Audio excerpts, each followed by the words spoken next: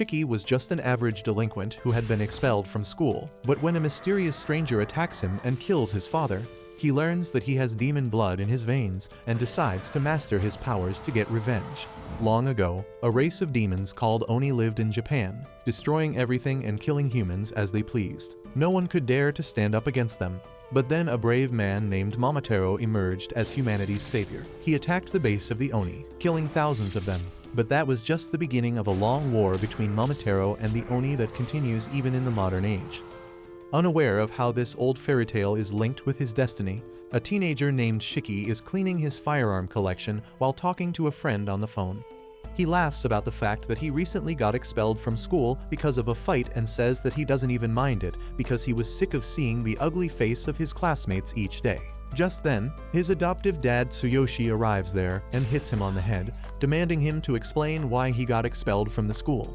Shiki tells him to leave him alone and Tsuyoshi moves ahead to hit him one more time for being an ungrateful bastard. But Shiki dodges him this time. Tsuyoshi then asks Shiki what the hell is up with all these guns because they run a wine shop and not a gun shop. Shiki taunts him that the wine shop is barely running because everyone knows that he is losing customers. Tsuyoshi claps back, mocking him for acting so high and mighty after being expelled from school, and Shiki takes it personally. He says that he will never become a loser like Tsuyoshi, and he is really relieved that they are not related by blood. That hurts the old man's feelings, but then he heads downstairs because of a business call. Tsuyoshi leaves for a delivery, and Shiki sighs, wishing that some rich man had adopted him instead. He then tries to practice his aim, but an explosion outside the house startles him. He goes outside to see what is happening, but a dense fog blocks his view. Suddenly, a gust of strange black mist shoots out of the fog and Shiki falls back in shock. The mist follows him, grabbing his leg and dragging him outside before dropping him on the street. As Shiki gets up and wonders what the hell is happening, a scary old man dressed in white appears there, ready to attack him. However, the very next moment, Tsuyoshi returns there and he rams his car into the attacker before telling Shiki to get into the car. He drives away as fast as he can, saying that their only option is to leave the country now. However, Shiki has still not processed what just happened. He asks his dad how could he just kill someone with his car, but Tsuyoshi tells him that the man is not dead yet and they need to get as far away from him as they can. He is really distressed and tells Shiki to listen to him carefully as they don't have much time. Tsuyoshi tells Shiki that he is a descendant of the Oni, and the guy who just attacked him is the descendant of Momotaro. Shiki tells him to stop joking because it is not the time for that, but Tsuyoshi tells him that he is serious. Just then, a blade made of black mist penetrates the car's roof, and Tsuyoshi barely dodges it. He realizes that the attacker has caught up to them, and then suddenly, the windows of their car are covered by black mist, completely blinding them. Tsuyoshi stops the car near an abandoned warehouse and quickly gets out of it, telling Shiki that they need to hide immediately. Just then, the car explodes, and when Tsuyoshi turns back, he finds that Shiki is missing. Luckily, he sees a trail of black mist entering the warehouse and realizes that his son has been taken there.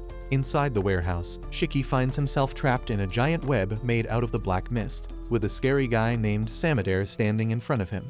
Samadare tells Shiki that the Oni blood in his veins makes him nothing but a pest, and exterminating such pests is the job of the Momotaro agency. Shiki is still in shock that Samadare survived being crushed by a car, but just then Tsuyoshi comes there, telling him that the fairy tale of Momotaro is a real story. He says that for thousands of years, Momotaro and Oni have been at war with each other through their descendants who share their blood. Eventually, the Momotaro descendants joined hands and formed the Momotaro agency, gaining advantage in the battle and forcing the Oni to hide among humans to survive. Shiki still can't understand what is happening, but Tsuyoshi tells him to let Daddy handle it. Samadare suddenly creates two swords out of black mist, and in response, Tsuyoshi also unleashes the same ability to fight him. The two men dash towards each other, clashing their blades and releasing a powerful shockwave. Tsuyoshi somehow pushes Samadare back, but he calls him weaker than he used to be back then. Samadare explains that the black mist is the unique ability only the descendants of Momotaro can use, and Tsuyoshi was once his senior in the Momotaro agency. Shiki is aghast on learning that his dad is a descendant of Momotaro, but Tsuyoshi says that he has forgotten about that entirely. Samadare asks him if he has also forgotten how dangerous Oni are. He declares that for the crimes of sheltering an Oni, Tsuyoshi will also be eliminated. Tsuyoshi responds by attacking him first, but he and Samadare are equally matched in strength. Shiki can only watch their crazy fight in bewilderment, while Samadare asks Tsuyoshi why is he protecting a monster who only lives for destruction. Tsuyoshi tells him to shut up and tries dealing serious damage to him. But Samadare is much faster than he expected. He easily dodges the attack and then hits Tsuyoshi with a super fast combo, severely injuring him and knocking him out. Shiki is devastated on seeing his dad bleed out, and he curses Samadare, saying that he will kill him. Samadare, however, tells him that he is going to go to the afterlife with his dad soon. Just then, Tsuyoshi grabs his feet and Samadare asks him why is he going this far to protect an Oni, and he replies that he needs no reason to protect his son. He says that Shiki has not harmed anyone yet, and it is wrong to kill him just because he has Oni blood. Samadare just creates a black mist sword to finish him off, and the rage boiling inside Shiki finally hits its limit. As his eyes turn red, he swears that he will kill the bastard who is trying to hurt his dad, and his demonic powers awaken. He starts bleeding from every pore of his face, and his demonic horns sprout out of his head. Shiki yells that he will kill Samadare, and when the man turns around to see him, he finds that Shiki is no longer restrained by the web. The very next moment, a bunch of guns made out of blood pop up next to his face, but thanks to his quick reflexes, he manages to block all the shots. However, Shiki has already moved on from that location, and while Samadare wonders where he is hiding, he notices blood dripping from the rooftop where Shiki is hanging upside down like a deranged Batman. Seeing his blood-covered form, Samadare realizes that Shiki has awakened, and now he can fight by manipulating his blood. But that is not even the scariest thing about fighting an Oni. Suddenly, Shiki lunges towards him, pushing him back with his powerful strikes. Samadare quickly flips the table on him, slashing his arm off, but Shiki jumps back and instantly regrows his arm. He then screams madly and Samadare begins to sweat because he realizes that this fight is not going to be easy. Shiki manifests his power in the form of numerous guns made out of blood, and Samadare is forced to use all his strength and speed to block the bullets. Just then, Shiki fires a freaking missile at him, and thanks to his instincts, Samadare dodges it by a very small margin, and the rocket explodes behind him. The old man is forced to run away from Shiki's ruthless assault, but then he throws his sword at him, hoping to take him down quickly. However, that is not nearly enough as Shiki quickly reaches him and kicks him away. Samadare is too tired and injured to move fast enough, and Shiki steps on his face before unloading a full military battalion worth of ammo on his ass. However, Samadare somehow manages to get away with his life, even though he is terribly injured. He curses Shiki, but then suddenly, Shiki collapses and the guns made of blood shatter. His Oni transformation is undone, and as he stares at his bloody hands, Shiki loses his mind, wondering what the hell just happened here. Samadare recalls this as a typical reaction of people who awaken their Oni powers for the first time. With his remaining power, he summons a black mist sword again, deciding to finish his job right now. However, just as he is about to stab Shiki, Tsuyoshi jumps in between them, sacrificing himself to save his son. Samadare asks him how he could risk his life to save the boy even after seeing the monster he became. Tsuyoshi just thinks of how Shiki was a cute little boy and tells his old friend that it was not a bad thing to be a happy father, even if it was for a short period. Just then, some civilians gather at the site after hearing the explosion and call the fire department, and Samadare decides to retreat for now. He turns into black mist and vanishes, leaving the injured Tsuyoshi and the confused Shiki alone. Shiki panics and tells his dad that he will call an ambulance, but he asks him to stop because he knows this is the end. He just wants to talk to his son one last time at the end. Tsuyoshi tells him that he could never tell him about his Oni lineage because that would mean telling him that there are people out to kill him. But now, he can only ask Shiki to become strong enough to defeat both Momotaro and Oni so that he can live freely and happily. However, Shiki shouts at him to shut up because he is not done with him yet. He begins taking him outside, saying that they will talk after he gets better, and Tsuyoshi just smiles at him once before breathing his last. As he falls to the ground, Shiki loses his mind. He tries to wake him up first and then starts crying uncontrollably. Soon after that, a man on roller skates arrives there, and when Shiki turns around to see him, he knocks him out with a single tap to his head, before taking him away to a place where Oni like him can become stronger. While he is unconscious, Shiki dreams of the happy moments when he used to play in the park under his dad's watchful eyes. But then the dream turns dark abruptly, with Tsuyoshi dying at Samadere's hand. Shiki wakes up with a jolt as he stares into the bloodshot eyes of Samadere. But when he looks around, he finds himself gagged and tied to a chair in a large empty hall.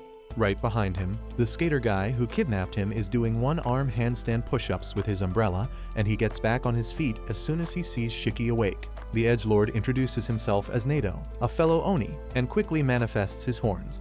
Shiki is too confused by everything, and he can't even pay attention to Nato, who refuses to tell him where they are right now. He informs him that his dad's body is stored safely in another place, and he brought him here for retrieval and evaluation. Nato then suddenly skates to the whiteboard in the corner and drags it closer to Shiki, before flexing how fast and efficient it is to use roller skates instead of walking. Next, he begins explaining the Momotaro agency to Shiki, saying that he has already seen one guy who can control the black mist and use it like a weapon.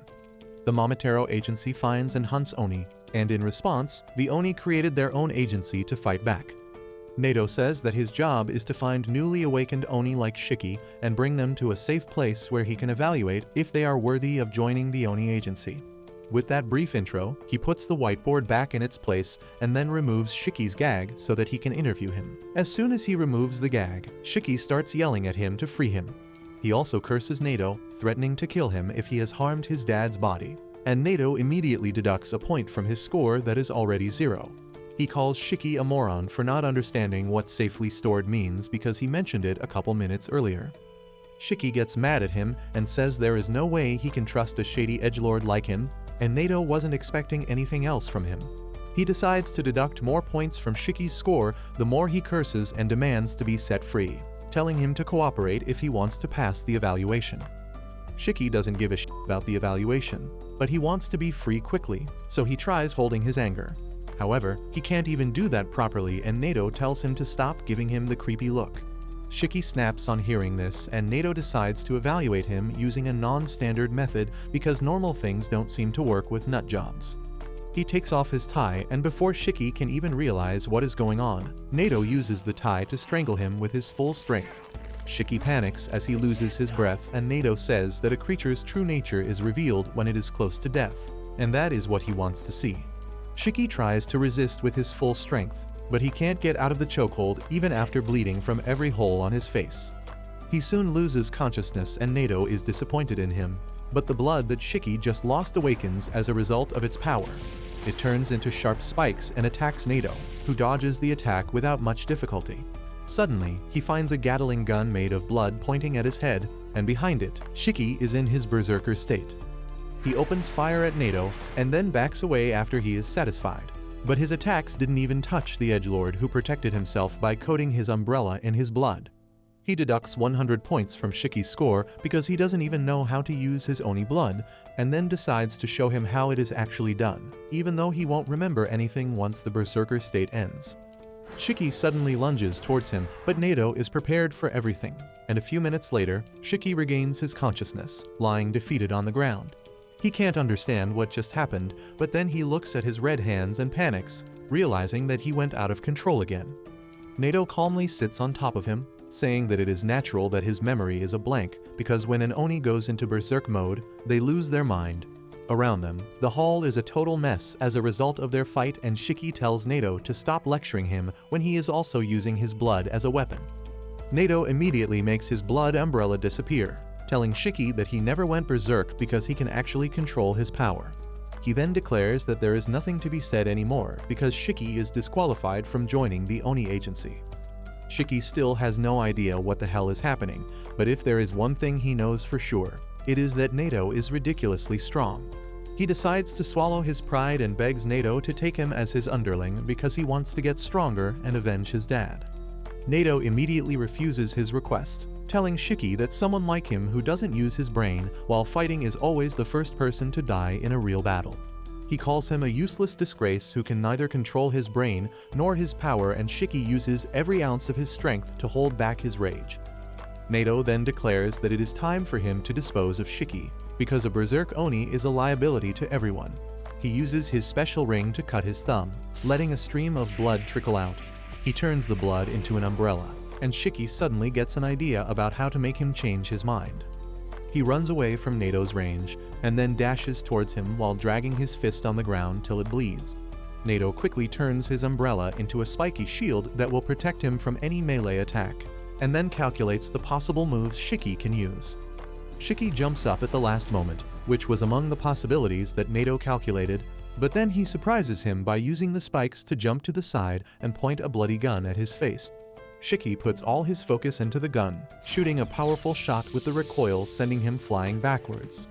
He can't believe that he managed to land a hit on Nato, but it turns out that he couldn't do it even this time. Nato simply blocks the blood bullet with his finger and shatters it, not giving Shiki any credit for the attack because he went halfway to berserk mode in order to attack him. As Shiki seems to lose his mind again, Nato decides to finish him off with his special move. He puts himself in a protective cage and summons archers made using his blood, ready to shoot at his command. However, as he notices Shiki fighting back against his berserker instincts and getting his power under control, Nato cancels his special move. Shiki is proud that he managed to control his power, but he falls on the ground because he just used up too much energy. Nato can't believe that not only Shiki controlled his powers, but he also suppressed berserker mode, which is not something everyone can do. He asks him how the hell did he do that, but Shiki smugly tells him to accept him as his underling to unlock the answer. Nato tells him that he will think about it, and Shiki decides to take that as a yes. He says that when Nato talked about controlling his blood, he didn't understand shit, but when he saw him slice his thumb and use the blood to create a weapon, he got an idea. He thought that since they were both Oni, he could just ape his shit, and surprisingly, that worked. He didn't understand the fine details though, and he just let his arm bleed while yelling at it mentally to form a weapon. Shiki is still hyped that his gambit worked, and asks Nato what he thinks about that. Nato thinks that it is utter bullshit because that is not how things work. From his experience, dumb and emotional teens like Shiki have a hard time controlling their blood, while rational and calm people like him have the best chance at using their power properly. He thinks that Shiki doesn't listen to reason or even let his berserker mode control him, and he can use his raw instinct to brute force his power into obeying him. He thinks that it is a very rough method, but it can also give someone an explosive amount of power. He begins to wonder what to do with this unique case, when suddenly, Shiki tells him that he needs power to avenge his dad and kill the man who murdered him. He tells Nato that if he takes him in as an underling and teaches him everything, he will become useful to him. However, Nato refuses to consider that possibility. He turns his umbrella into a spear, telling him that people like him are a risk to society, because he didn't even know that he could control his power and just took a gamble. He says that he can't accept him as a lackey, and then acts like he is going to stab him with the spear, but only hits the floor near his head. He tells Shiki that he won't accept him as an underling, but as a student, and that is really confusing for Shiki, because he thinks both are the same thing. Nato tells him that he passed the test barely, but he will give him the chance to prove his abilities. Shiki can't make sense of what is going on, so Nato decides to start from the basics. He tells him that they are on an island called Hell's Doorstep, which was known as Onigashima in the past. It was the place where the original Momotaro massacred demons, but now it is a place where the Oni can live safely. At the center of the island, there is the Rosetsu Academy, which is a military school that trains Oni to fight against the Momotaro agency. Shiki gets freaked out on learning that he is on an island, but Nato pokes his face, telling him that it is not important. The most important part is that the Rosetsu Academy will teach him everything from general education, controlling his Oni blood, fighting techniques, and the history between Momotaro and Oni.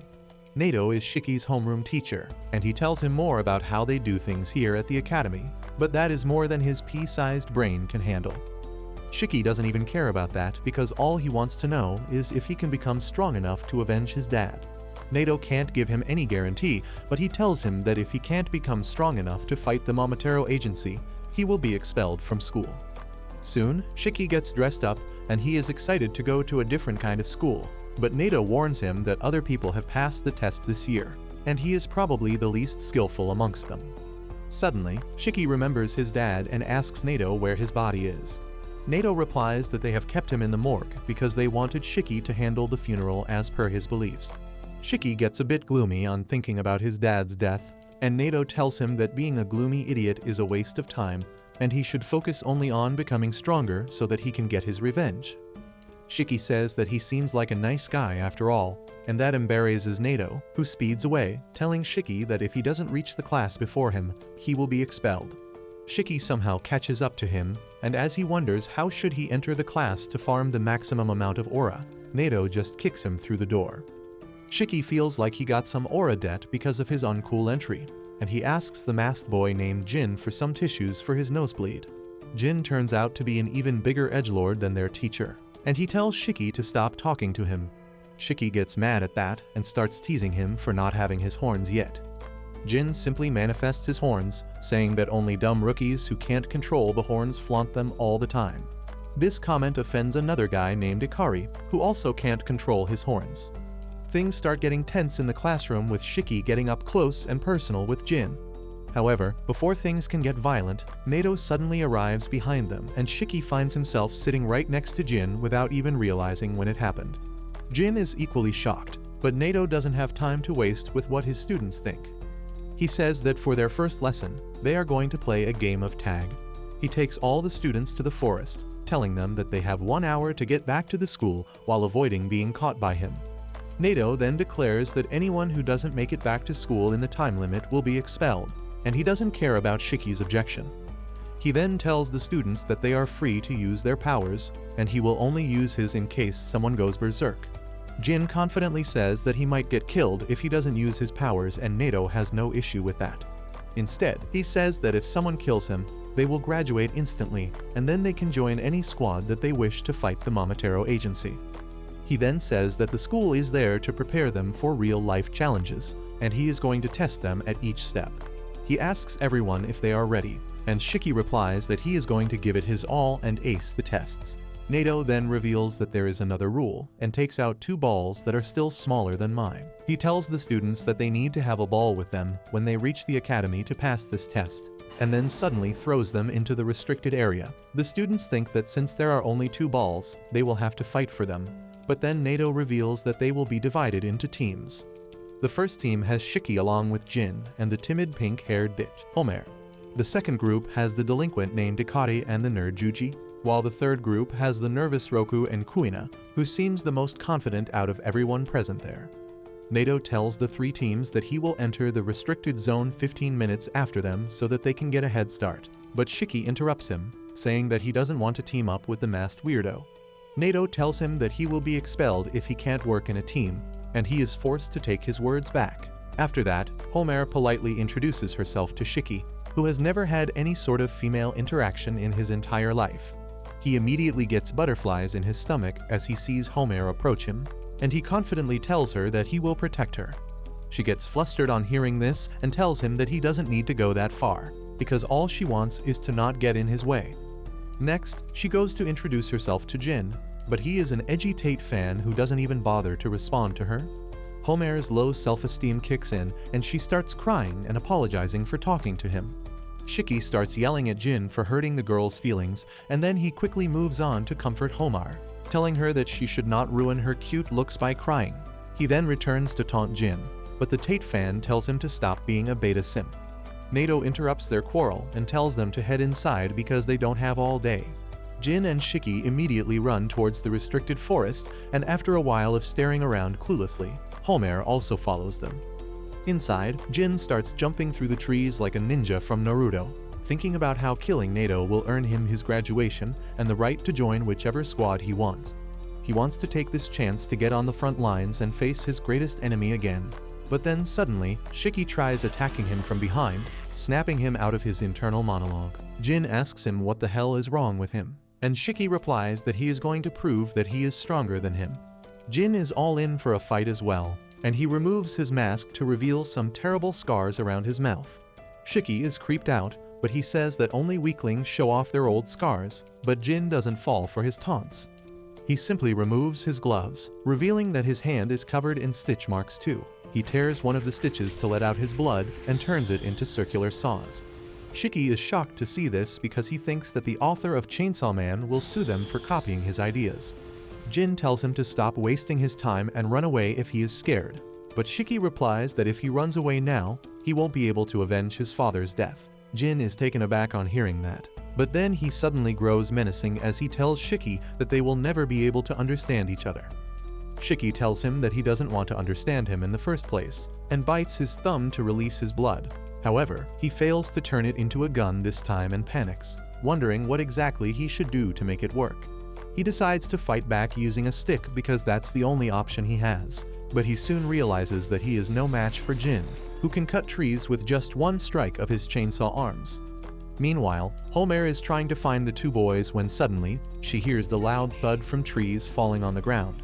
She suddenly panics and her inferiority complex kicks in, thinking that she is not fit to be in a place like this. However, she cheers up a bit on thinking that Shiki called her cute, and she decides to look for him, not realizing that she was just a few feet away from one of the balls. At the same time, Shiki is trying to fight against Jin with his bare fists. Jin doesn't even use his chainsaw powers against him, and he is still able to whoop his ass with ease. Shiki keeps wondering how can he control his powers so easily, but then he realizes that Jin's ability is different from his or Nado's. He loses his focus while thinking about the true nature of their abilities, and Jin is able to knock him down with a single punch.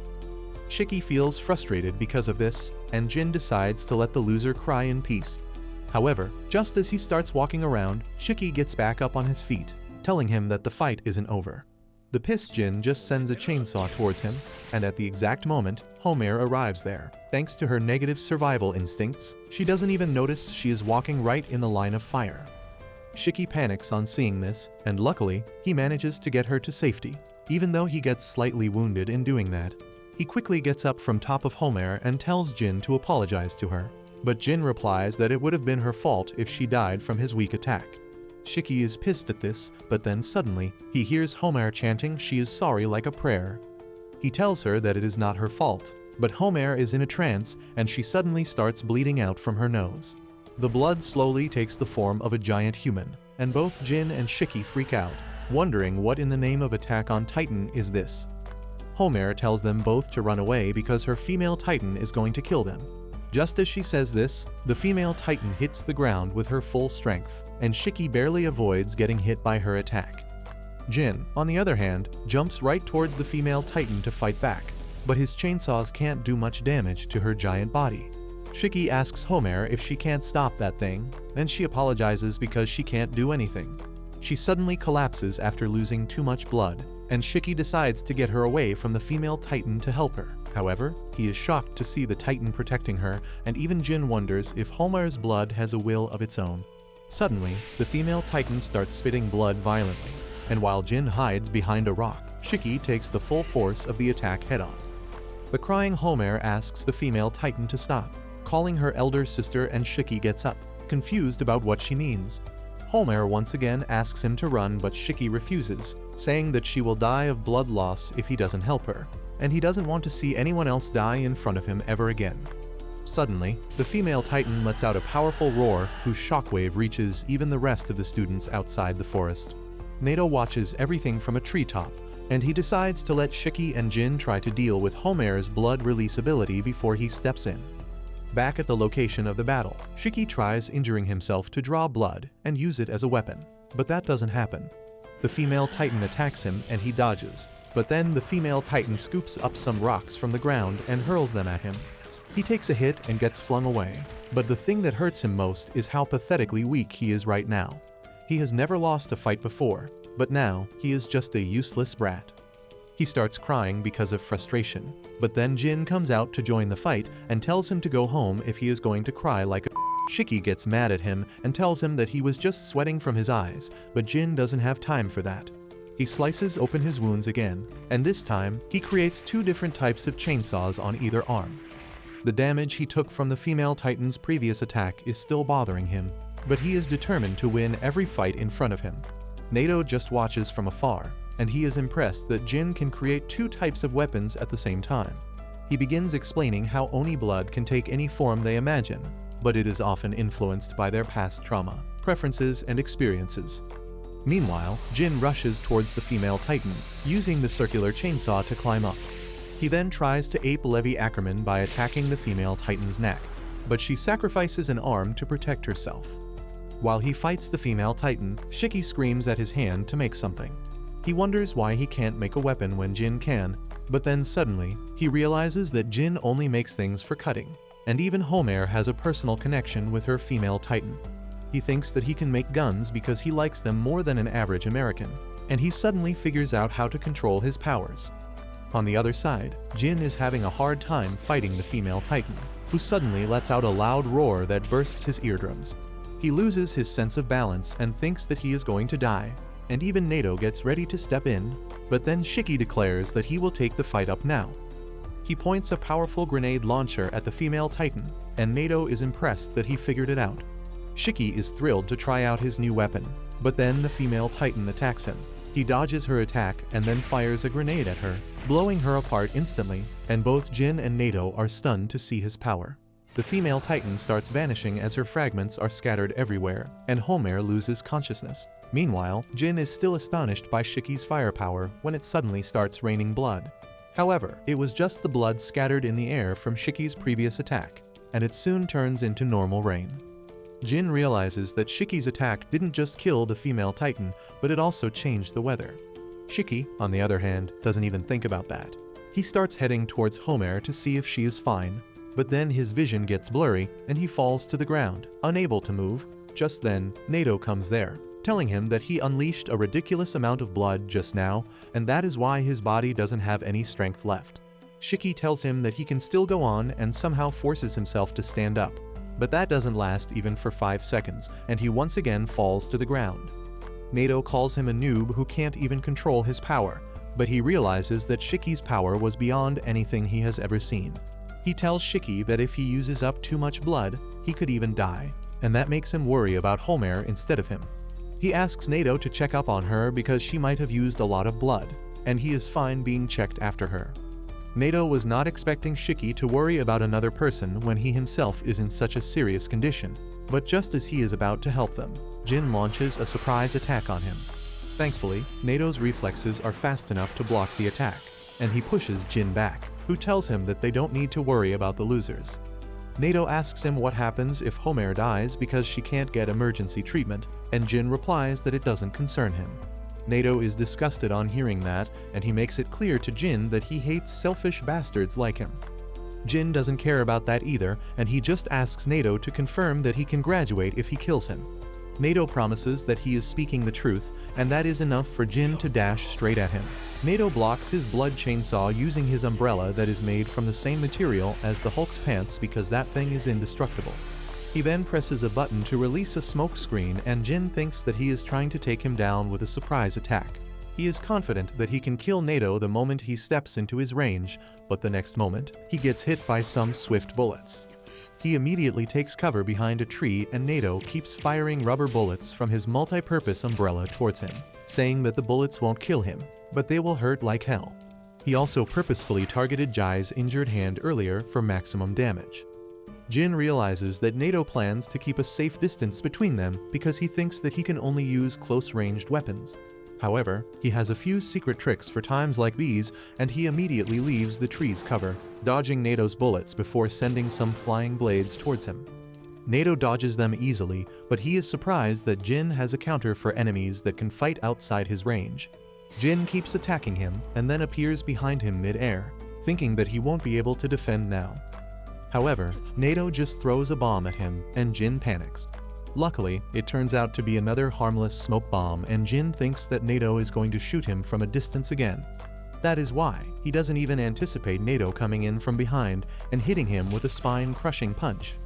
Nato lectures him about being too sure about his predictions in a battle because that makes him vulnerable to surprise attacks. Jin is too injured and exhausted to even move now, but he keeps trying, and Nato has to invert his umbrella and use it as a cage to contain him.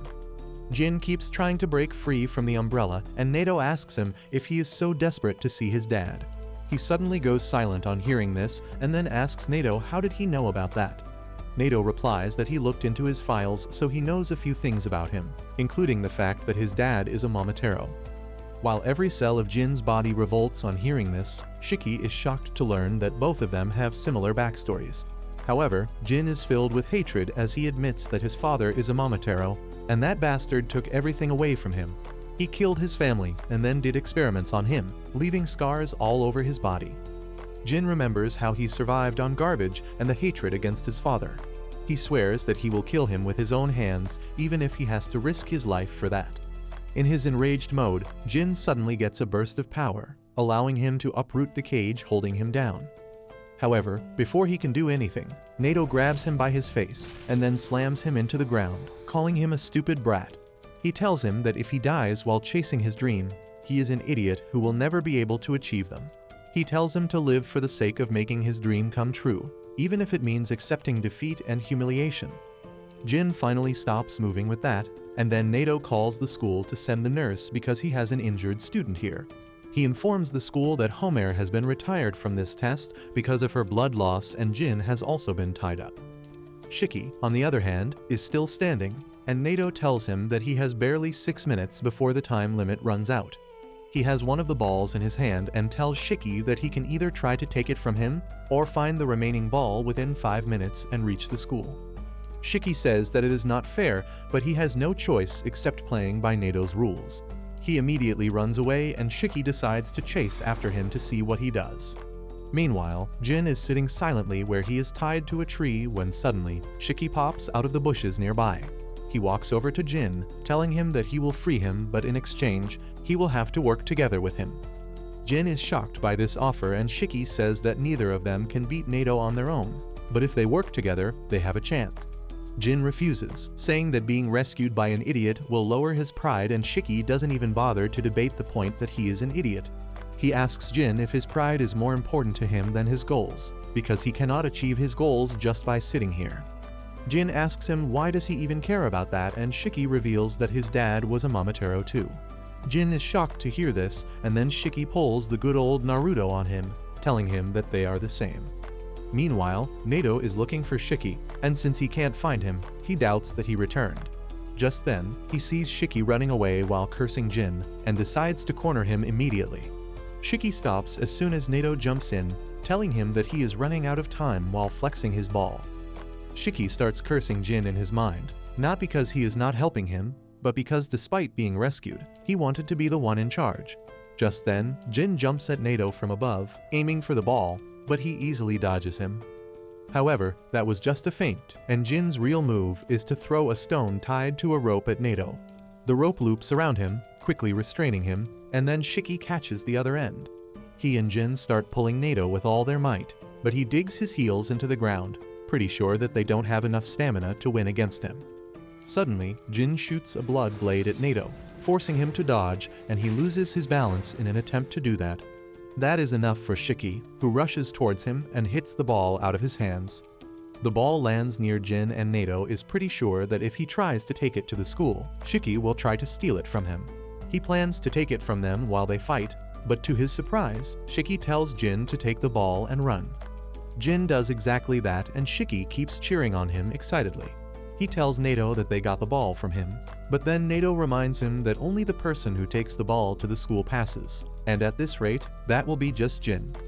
Shiki is stunned on realizing that, and Nato realizes that he is a complete moron who doesn't think about the benefits and losses before taking any action.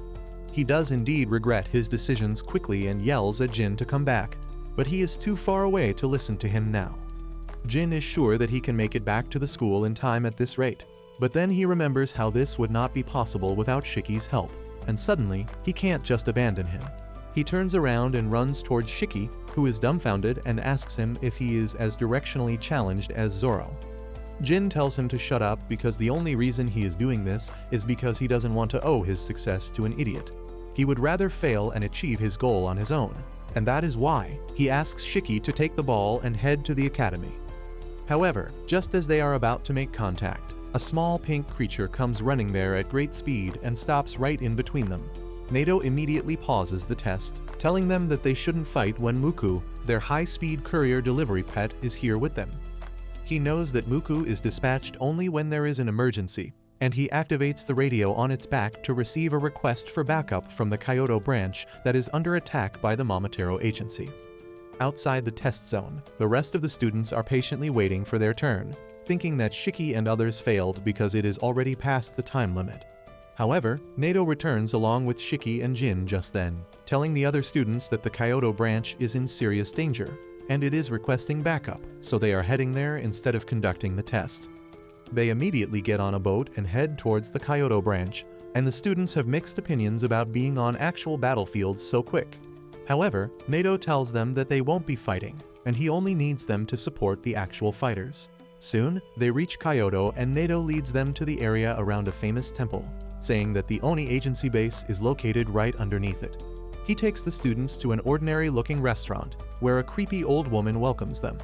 Once they reach the living room, the old woman reveals a secret underground staircase that will lead them to their destination.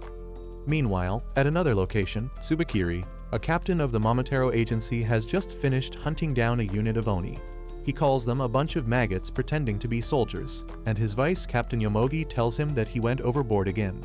She complains about all the mess he made because it is going to be a pain to clear it, and Tsubakiri replies that he just gets too annoyed when he sees maggots. He wishes that they got to face a female Oni instead because they are resilient and can tolerate more pain than males, which makes them a good choice for his experiments. Yomogi tells him that his experiments are disgusting, and she hates them, especially the thing that is walking towards them. Tsubakiri tells her not to be cold to his favorite creation, which is a blend of a dog, a monkey, and a pheasant. He has named it Ugly, and that is the only thing Yomogi can agree with him on. Tsubakiri says that Ugly is his important research specimen as well as a loyal member of their anti-Oni biological weapons. Mommy Yomogi says that their job is to kill dangerous Oni and save civilians, and he should contribute more to that rather than wasting his time on creepy research. Tsubakiri tells her that Oni blood is a truly fascinating thing, and he is doing his best to help in his own way. He claims that if they can learn how to control Oni blood on their own, it will surely help the Momotaro agency tremendously, and even better, if they can turn the healing factor of the Oni blood into a medicine. They could become richer than Elan, Jeff, and Zuck combined.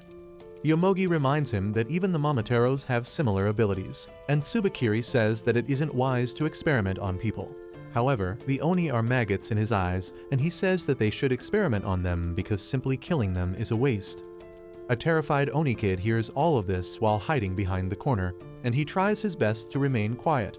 As soon as he hears the footsteps of the two Momotaro agents head away from him, he takes a sigh of relief, and that turns out to be his fatal mistake because Tsubakiri hears him and immediately comes over to his location. The child freaks out and Tsubakiri decides to take him to the lab. Yomogi tells him that she will knock him out so that he doesn't create problems, but as she is trying to put him to sleep without anesthesia, a drop of blood spills on Tsubakiri's coat. Yomogi realizes that this means trouble, not for her but for the Oni kid. Tsubakiri walks up to him and starts kicking him, saying that even though he is fascinated by Oni blood, it is a filthy thing, and he won't tolerate it on his uniform. He then asks the kid if his parents live nearby and were they part of the group he just killed. On getting no answer, he lifts up the corpses of the Oni nearby to show them to the kid, asking if his parents are here. The kid is too terrified to even speak, and Tsubakiri decides to crush him with the corpses. Yomogi is creeped out by this because out of all the Momotaro abilities she has seen, Tsubakiri's is the most diabolical. The black mist that comes out of their bodies is actually a special bacteria that lives in their blood, and they can use it to create weapons. Tsubakiri, however, can use the bacteria to control corpses, and she still can't get used to it. Soon, Tsubakiri finishes killing the boy, and he tells Ugly to eat the giant Oni dumpling while they go ahead and find more maggots to kill. On the other hand, Shin and other students are walking through a wide tunnel, and Nato tells them that some shops in this area have access to this tunnel that leads to their base. They soon reach the gate that leads them to the space right below the Uryuta temple, which is fashioned like a traditional Japanese house. The students can't believe their eyes as Nato tells them that this is the headquarters of the Kyoto division of the Oni agency. Just then, a doctor comes out of a room, complaining about all the work he has to do, but his attitude suddenly changes when he sees Nato. The doctor greets him cheerfully and then starts fixing his hair as he notices the blonde baddie. She turns him down immediately, but that doesn't let the simp's heart get broken because he is actually used to rejections. Shin asks who this clown is and Nato introduces him as Kyoya, the commander of the support unit at the Kyoto base. Kyoya adds that he and Nato were classmates back in the academy, but Nato doesn't have time for his idle chatter. He decides to head to the front lines immediately, and Shin asks him to take him along as well. Other students also want to go with him rather than dealing with a weirdo like Kyoya, but Nato isn't going to listen to them. He tells Kyoya to use these brats as he pleases before he leaves, and just then, the nurse tells Kyoya to get back in and do his work. She notices the students from the academy as well and tells them to get changed immediately because they need all the help they can get. They get dressed as assistant nurses quickly and then go to the makeshift hospital, where dozens of injured Oni are crying out in pain. One of them has been brought in just now, and he has lost both his legs along with some other life-threatening injuries. Shiki is horrified to see his condition, and the nurse also says that he has at most 3 minutes left to live at this rate. Kyoya just smiles at him and says that they won't let him die, and Shiki snaps at him, asking him not to make such careless and fake promises. Kyoya appreciates his honesty and kindness, but tells him that he is kind of a big deal here, and he decides to show the kids how real support work is done. In another location, Tsubakiri and Yomogi have just finished dealing with the captain and vice captain of another group. The remaining Oni are terrified of them now, and Tsubakiri is disappointed that he will have to deal with another bunch of nobodies when he was expecting someone strong. Well, his wishes are granted immediately as Nato comes there and quickly activates his ability. Tsubakiri is pleased to see him, but Nato doesn't give him a chance to be happy for too long as he immediately unleashes his killer move on him. The Oni are really glad to see that Nato has come to save them, but Tsubakiri didn't take any damage from the previous attack as he used the dead Oni captain and vice captain as his meat shields.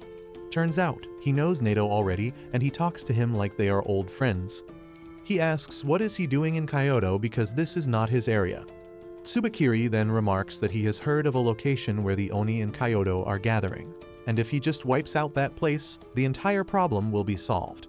Nato keeps up his poker face as he says that he doesn't know anything about it, and Tsubakiri replies that he will give up if even Nato claims that the place is not real. He then says that he will go for sightseeing around the big temple instead, and Nato panics inside because he knows that Tsubakiri has really sharp instincts. He decides to stop him right here, and gets ready to fight seriously. Back in the headquarters, Kyoya inserts multiple blood pipes into his body and Shiki asks if they shouldn't be giving that blood to the injured instead. The nurse tells him to shut up and watch as Kyoya heads over to the most severely injured man. He asks him if he wants his hands or feet to regrow because he can't afford both right now. The man summons every bit of his strength to say that he wants his arms so that he can hug his children again. Kyoya promises that he will be able to do that, but this process is going to hurt like hell. He then slices his wrist open to pour his blood into the injured man's mouth, claiming that it boosts the healing ability of a normal Oni by many times. As soon as his blood starts showing effect, the man starts screaming in pain, and the nurse tells the students to hold him down. Shiki and others immediately follow her orders, and in the meantime, she tells the others to get more blood from the next room. Soon after that, something starts poking through the man's bandaged arms, and Shiki creeps out as he sees something that vaguely resembles human fingers. Other students get back too, and then suddenly, the injured man regenerates his arms, and even the severe burn wounds on his chest heal completely. Shiki immediately heads over to Kyoya, asking if they can regenerate his legs too, and he affirms but adds that they need to do it over time and using small doses of his blood. Since he has already consumed too much blood, the injured guy may develop antibodies if he drinks any more of it. Kyoya then heads over to the patient, telling him that he will be retired from the combat unit now, but he can join the support unit to help others out. He says that with a pair of prosthetics, he will be playing with his kids in no time, and the man is moved to tears on hearing that. Kyoya then turns to the students, telling them that they could be in the place of this guy in the future. He understands the glory chasing and aura farming that can only be done on the front lines, but he reminds them that people on the front lines can fight bravely only because there is someone to cover their back, and that is the support unit. Shiki and a few others are really impressed by him now, and they tell him that they are ready to help him in any way they can. Kyoya tells Shiki that he needs his help with another matter, and takes him to a depressed girl named Mei who was brought in yesterday after the Momotaro agency attacked her. Her parents are still missing, and Kyoya wants to use Shiki's kindness to make the girl feel better. Shiki takes up the job and tries talking to the girl, who gradually opens up to him. He asks her about school, and she tells him that she never went to school. As Shiki is wondering if the girl is a troublemaker like him, the support unit brings in some dead bodies from the battlefield, and Mei's parents are among them. She starts bawling like crazy as she sees them, and Kyoya says that he can't get used to such painful scenes even after all this time. However, there is a deeper and more sinister plan behind the corpses than anyone realizes. Tsubakiri tells Nato that he laced some Oni corpses with his bacteria, fully aware that the support unit will take them to their base to give them a proper funeral, and then he can control the corpses from a distance and destroy the base. Nato is shocked to hear this, and Tsubakiri decides to try if his plan succeeded. He awakens the corpse of Mei's dad while Shiki and Kyoya are distracted, and she is overjoyed, thinking that he is still alive. However, he starts strangling her under Tsubakiri's command, but Shiki and Kyoya are quick to notice it. Kyoya realizes that this is Tsubakiri's ability, and he immediately tells Shiki to cover Mei's eyes. He obeys the order, and then Kyoya pierces the man's brain with 2 sharp knives, rendering him immobile. Mei starts crying once Shiki lets her see what happened to her dad, and then Kyoya realizes that there might be more puppet zombies here just like this one. However, he realizes it too late because the zombie puppets have started moving, and Mei's mom suddenly gets up and attacks Shiki before he even realizes it. She starts strangling him, and Kyoya decides to neutralize her quickly. But before he can get the scalpels out, more zombies attack from behind, restraining him. Shiki can't do anything either, and his brain's oxygen supply slowly gets cut off, causing him to pass out. The same thing happens all over the headquarters, and the zombies start attacking the supporters carrying them first. The supporters are not even trained to fight, and because of the suddenness of the attack, they are easy targets for the zombies to subdue. At the same time, the zombies break into the room where all the serious patients are receiving treatment. They attack the patients and the nursing staff, and no one has any idea about how to solve the problem. Back in the other room, Shiki is somehow holding on to his consciousness as Mei cries and begs her mom to leave him. Shiki tells the girl to get away from the zombie because it is not her mother, but Mei doesn't even listen to him. Kyoya tries to help him, but the zombies knock him down. Seeing that no one is coming to help him, Shiki pulls out a Glock from his ass. Turns out that Nato had given him the gun on the boat, telling him that he was not skilled enough to control his blood yet, so if there is a need to fight, he should use a weapon he is familiar with. He also told him that the gun had Shiki's blood bullets instead of normal ammo, and that it would hit much harder. If there is a time to use the gun, it is now, and Shiki first pulls Mei close so that she doesn't have to see the bloodshed that comes next. He then points it at the zombie woman's head and pulls the trigger, putting an end to her. Shiki then catches his breath, while Kyoya is still bottoming for 3 zombies at once. Thankfully, Shiki recovers quickly and shoots a hole in each zombie's head, before helping Kyoya get up. Kyoya complains that the support unit is not ready for such situations, and he puts Shiki in charge of cleaning this mess while he evacuates the patients. In the main hall, the rest of the students are fighting with the zombies using just their fists because they are not sure about the situation yet. They wonder how to put the zombies down for good because they get back up no matter how severely they are injured. And just then, Shiki and Kyoya arrive there. Shiki tells everyone to aim for the brains, because that is the only way to stop the zombies. He immediately starts hitting headshots in all directions, and Jin is the first to follow his lead. Jin slices open his stitches and does some surgery on the zombies in front of him, and the others also gradually realize what they need to do. Using this chance, Kyoya commands the support staff to evacuate the patients and treat anyone who is freshly injured. Meanwhile, Shiki keeps firing at the zombies like his gun has infinite ammo, but he thinks that killing people who are already dead is the grossest thing he has done in his entire life. He starts getting first-hand trauma as he thinks that every zombie he kills was once a person who had family and friends who cared about them.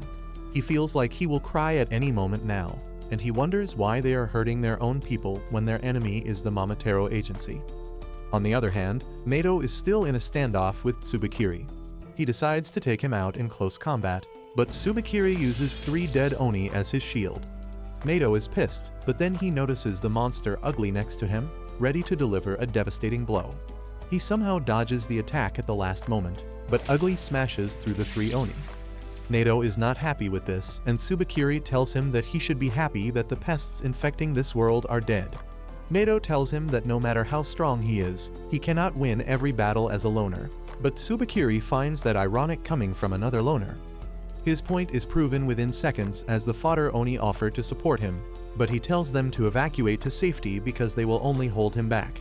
Tsubakiri tells him that no one is leaving this place, and he commands his assistant Momogi to do her job. Mommy Momogi steps up and uses her power, creating an impenetrable barrier around Nato and the other Oni that traps them in their place. Tsubakiri tells Nato that he can't leave this barrier until Momogi permits, and in the meantime, he will take a stroll around the Oni headquarters. Nato panics as Tsubakiri reveals that he planted transmitters on the all Oni corpses, and they all have gathered right under the Uryuta temple, so that must be the Oni headquarters. Tsubakiri starts walking towards the temple, and he commands Momogi to send Ugly inside the barrier. She gives the creature the permission to enter her barrier, and Nato gets ready to fight it. However, Tsubakiri says that this creature is mass-produced, so it is perfectly fine even if they sacrifice. He snaps his fingers and Ugly's belly suddenly starts swelling up. Nato realizes that it is going to self-destruct and tells everyone to get down, but there is not enough space in the tiny room for them to avoid the explosion that is powerful enough to shatter Momogi's barrier and destroy nearby buildings. Momogi asks if they should double-check to make sure that Nato is dead, but Tsubakiri tells her that there is too much smoke there and he doesn't want his uniform to get dirty. That turns out to be a mistake because despite being unconscious, Nato doesn't seem to have any major visible injuries. Back in the headquarters, Shiki and others have finally managed to defeat all the zombies, and Kyoya has also transported the patients to a safer location. He thinks their problems are solved with this, but then he notices Mei, who is staring blankly at her parents' corpses. He goes to console her and Shiki joins him. He apologizes to Mei for shooting her mom, but she coldly replies that it is alright. Shiki is shocked by her response, but Mei continues, saying that she was always running from one place to the other, hiding from some threat that she didn't even know about. She had no friends and she didn't even go to school, and she had an idea that something like this would happen one day. She puts on a fake smile as she tells Shiki not to worry about her, and his heart shatters on hearing this. He remembers his own childhood and how he always admired superheroes. In their folk stories, Momotaro is supposed to be the hero while the Oni are villains. He asks if this is how the heroes of the fairy tales work. He suddenly hugs Mei, declaring that he will become a villain and crush all the heroes. He promises Mei that he will create a world where she can smile again, and she doesn't know how to respond to that. Soon after that, Kyoya takes Jin with him for support as he explains his plans to cremate the bodies of the dead Oni, but Jin is not interested in his yapping. On the other hand, the rest of the students are dragging the bodies to carry them to the funeral house, but the stuck-up nerd named Juji seems to have other things in mind. Hikari tells him to stop slacking around and help him, and Juji says that he has a theory. Since they were attacked here, he believes that the headquarters are not as safe as they thought, and they can be attacked again. Juji's ability is more suited for scouting, so he decides to keep watch. He immediately cuts open his thumb and lets his blood fall on the ground, creating a radar that can sense any living being within a 5-kilometer radius, and he can even confirm if they are Momotaro. Hikari is seriously impressed by his ability when suddenly Juji spots some hostile people approaching their base.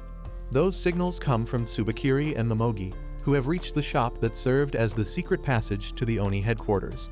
The old woman there is already dead, and Momogi has found the entrance to the tunnel as well. While she inspects it, Tsubakiri calls the Momotaro agency, asking them to send several mass-produced uglies to his location, as well as a special-purpose ugly that he made himself. He also asks for information on a certain high-risk Oni whose name he forgot, and then gets ready to go inside. Momogi tells him that the area seems to be really huge, and there might be a lot of Oni there, so they need to be careful.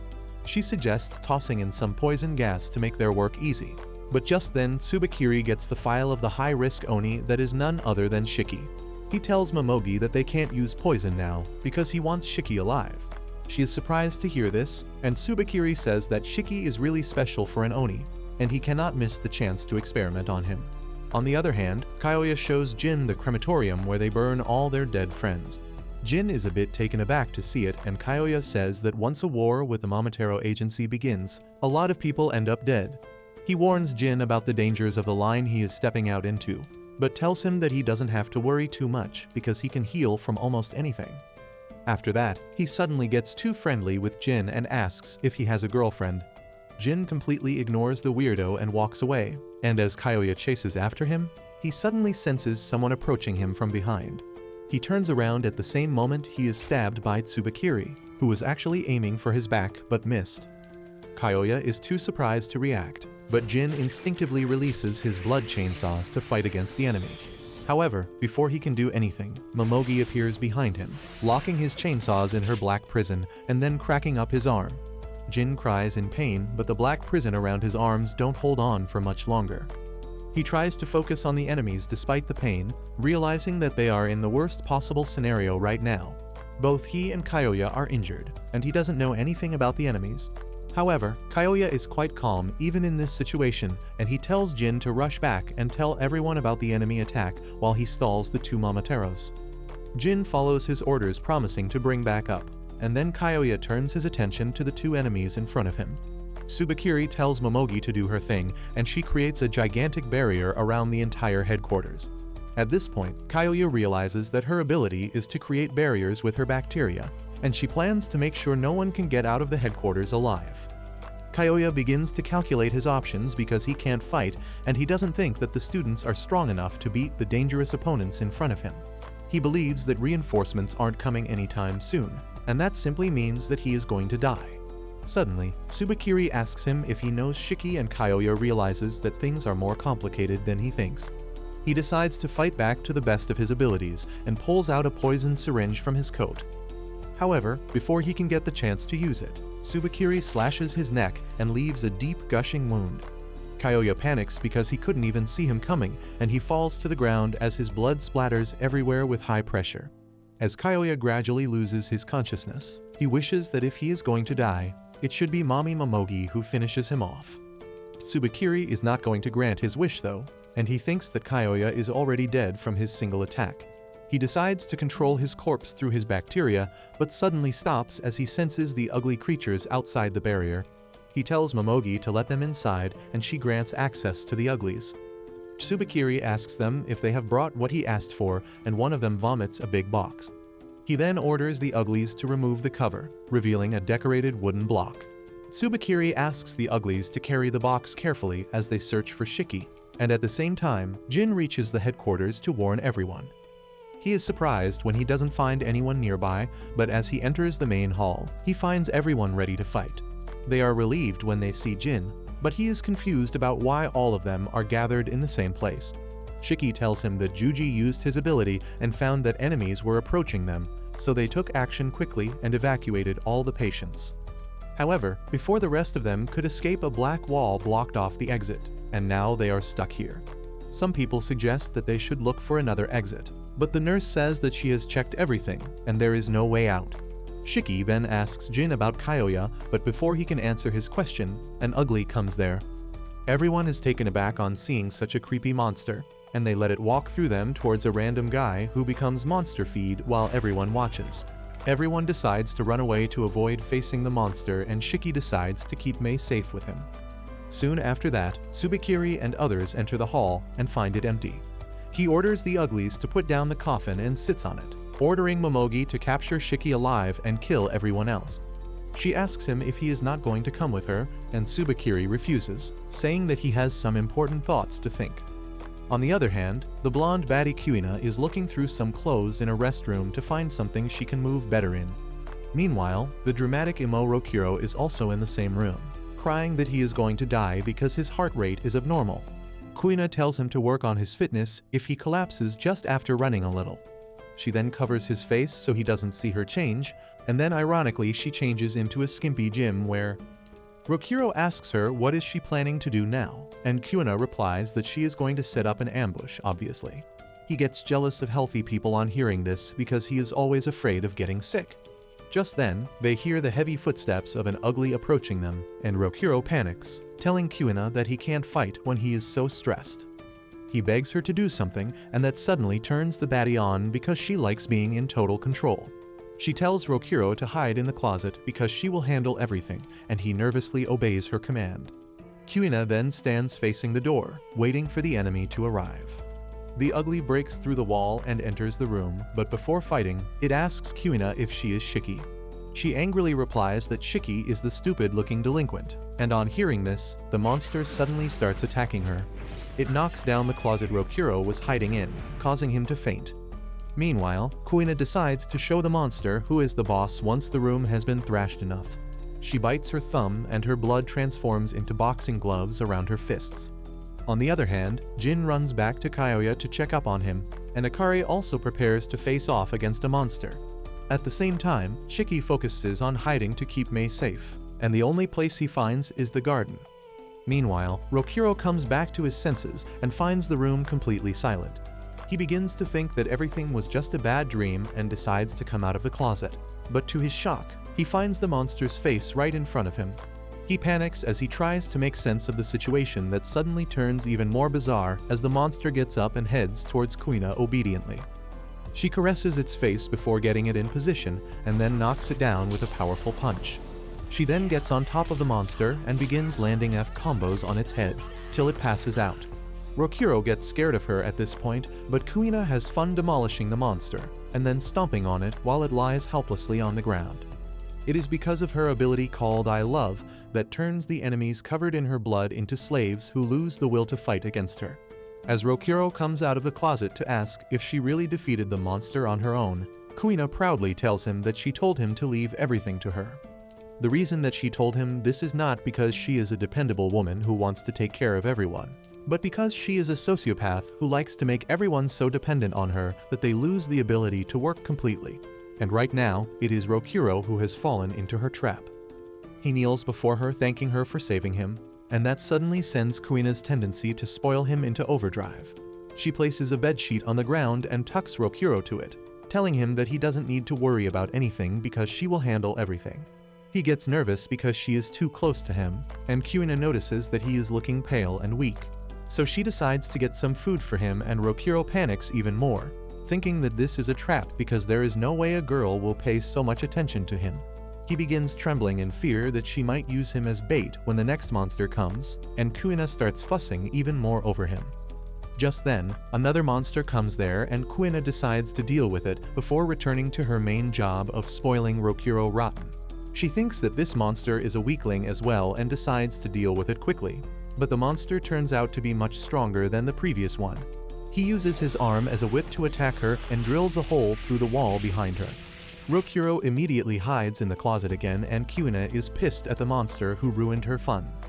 She jumps at it, activating her power midway, but the monster casually dodges her punch and then stabs her shoulder with its freaky tentacle arm. Kuina somehow manages to get away from it, but the monster then uses both its arms to tie her, and she realizes that she can't use her powers like this. The monster starts pulling her closer, and when she resists, he simply jerks the rope and makes her hit the roof. The monster begins slamming the muscle mommy all over the room, and she is powerless to do anything. In the end, she gets slammed on the ground, and the monster begins stomping on her head. Rokuro panics on seeing this, but that is all this useless piece of trash is good for. He just watches Kuina being demolished and wishes that someone comes to help her. He doesn't even think that he can help her because he is a weakling and a coward. But that makes him realize that he became a pathetic loser without even realizing it. He remembers the time when he was not a cowardly loser, and it feels like an eternity has passed since then. Rokuro grew up in a small backwater village where a lot of Oni lived among the humans, and a girl named Lulu was his first love. He always tried to riz her by showing how cool and brave he was, even though he was terrified inside. However, with Lulu by his side, he felt he could do anything. Lulu also stayed close to him, and they both spent most of their time together happily. However, underneath that perfect life, things were not all right. Lulu was sick, and since she was an Oni, she could not be taken to a normal doctor. The only Oni doctor of the village helped keep her stable and healthy, but one day, the Momotaro agency raided the village, and they killed the Oni doctor. Without him, Lulu's condition worsened, and Rokuro promised her that he would quickly bring another doctor from a nearby town. He asked to trust in him because he could do anything for her, and Lulu told him that he has always been the coolest guy she knew. She asked him to stay like that forever, and passed away immediately after that. Rokuro was broken and devastated by this, and soon after that, he lost his spark. He had no reason to be brave or confident anymore. His hair turned gray, and he developed insomnia.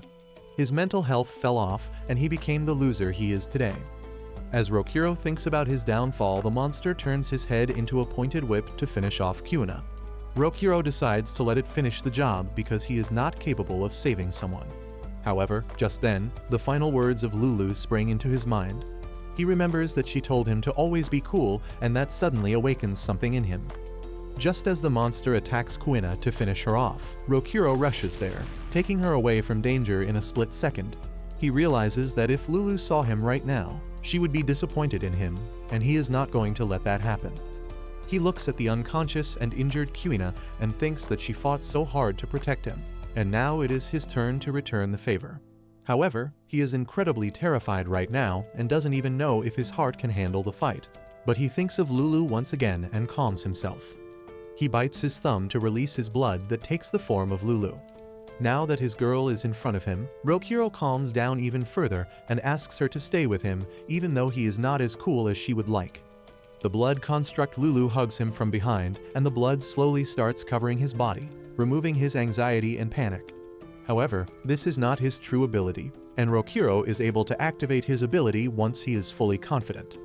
His blood coats his body and Rokuro suddenly turns into some sort of K-pop idol. The monster attacks him after he transforms, but Rokuro easily dodges his attack and then does some fancy spins in the air before landing behind it. The room is already filled with flower petals made out of blood, and each one of them is a deadly blade. As the petals hit the monster, its body is shredded into pieces, but the monster still survives the attack. Rokuro, on the other hand, is brimming with confidence because Lulu is with him. He challenges the monster to attack him and gracefully dodges everything. He then jumps to attack the monster, remembering the summer festivals where he used to dance with Lulu. While lost in memories of his girlfriend, Rokuro dodges the attacks from the monster, cutting off its arms and forcing it to use its feet to fight. He dances around the room, filling it with petal blades, and then deals a lethal combo to the monster, chopping it to pieces. On the other hand, Shiki is with Mei, telling her that she can relax now because the ugly monsters are gone. However, she is still too depressed because of her parents' death and thinks that maybe she should have died with them too. Shiki tells her not to even think of that, because her parents sacrificed their lives to save her, and if she dies, everything will be in vain. He tells her to keep living and fight the despair that is trying to swallow her. He says that the first thing she can do is cheer for him as he beats the bastard who took away her family. With that, Shiki gets up and decides to search for the Momotaro to defeat them. However, Mei believes that he can't win, and Shiki tells her that as long as he doesn't give up hope, he will never lose. Meanwhile, Nato comes to his senses after the other Oni wake him up. He learns that he was knocked out for 15 minutes and the Oni thank him because he took a lot of damage to protect them. Nato doesn't care about that and decides to return to the headquarters immediately so that he can help his students. Back in the headquarters, Shiki reaches the main hall where Tsubakiri is just chilling. As Shiki introduces himself and asks him if he is the bastard who turned the corpses into zombies, Tsubakiri happily affirms. Shiki asks him how could he insult dead people like that, and Tsubakiri just laughs at him, telling him that Oni are not humans, so they don't get human rights. Shiki gets furious at this and pulls the Glock on him, but Tsubakiri just watches him curiously. On the other hand, Jin rushes to find Kyoya, but he is stopped by Mommy Momogi, who tells him that the doctor is already dead. She asks Jin if he would like to get revenge for his fallen friend, and he replies that he doesn't care about Kyoya, but he will gladly kill any Momotaro he comes across. He unleashes his chainsaw blades, and Momogi also activates her power to fight back. Jin dashes towards her and hits her with his full strength, but Momogi protects herself by creating an impenetrable room around her. She leaves the room and dissolves it immediately after blocking the attack and tells Jin that he can't even touch her with his weak attacks. He takes this as a challenge and gets even more determined to kill her. On the other hand, Tsubakiri throws a knife at Shiki to disarm him, telling him to stop playing with toys and use his real power to attack him. Shiki gets pissed at this and decides to blow him away with his full power. He creates the powerful rocket launcher, controlling his power through pure rage and spite, and tells Tsubakiri that he will go all out to destroy him. He thinks about how much Mei suffered because of this bastard, and then about how Nato told him not to use his power because he can't control it. Shiki doesn't want anyone to tell him what he can do and what he can't, and he fires the rocket launcher at Tsubakiri, creating a massive explosion. However, Tsubakiri dodged that attack and Shiki takes this as a chance to taunt him, asking if he was so scared that he had to hide to save his life. Anyway, Shiki's attention goes to the coffin, and he wonders what is inside it. Tsubakiri answers his question by opening the coffin's door, and a man dressed in Momotaro clothes comes out of it. He declares that he will eradicate all Oni, and Shiki figures out that this is another one of Tsubakiri's zombies. Shiki calls him a heartless bastard, asking how could he turn the corpses of his own comrades into puppets, and Tsubakiri sighs in response. He calls Shiki a smooth-brained idiot who can't have any new thoughts of his own. He tells him that people have something called free will, and his zombie partner here actually volunteered to be turned into a puppet once he died. Shiki can't understand why someone would choose to do that when the zombie Momotaro suddenly uses his ability on him. He sends dark shockwaves towards Shiki's heart, and in just a few seconds, Shiki finds that his body has become so heavy that he can't even stand up.